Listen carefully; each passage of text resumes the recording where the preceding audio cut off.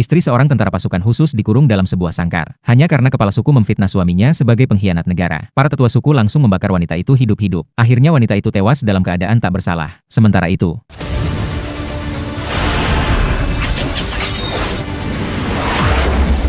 sang suami tentara sedang bertarung sendirian di medan perang asing. Meski dihujani roket yang meluncur dengan suara merdu, ia hanya mengayunkan tangannya.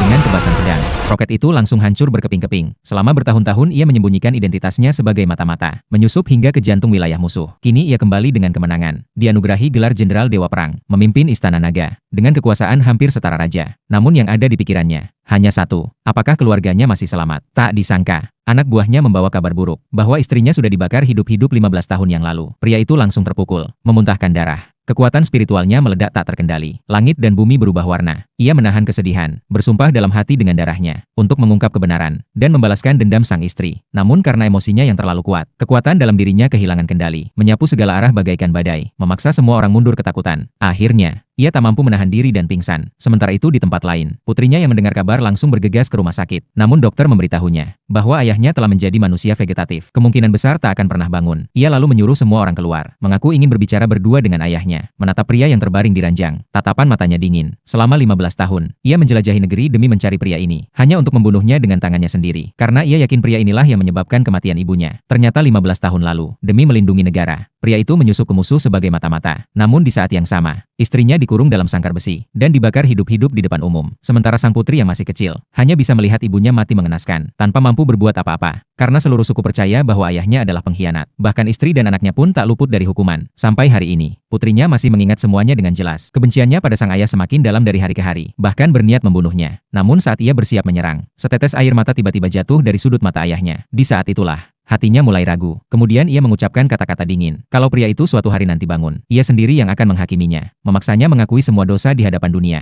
dan membersihkan nama ibunya. Setelah berkata begitu, ia menghunus belati dan memotong rambut panjangnya. Langsung memutus hubungan darah. Mengumumkan bahwa mulai sekarang tak ada lagi ikatan dengannya. Namun ia tak menyangka, semua yang dikatakannya di ruang rawat, didengar jelas oleh seorang wanita licik, yang bersembunyi di balik pintu.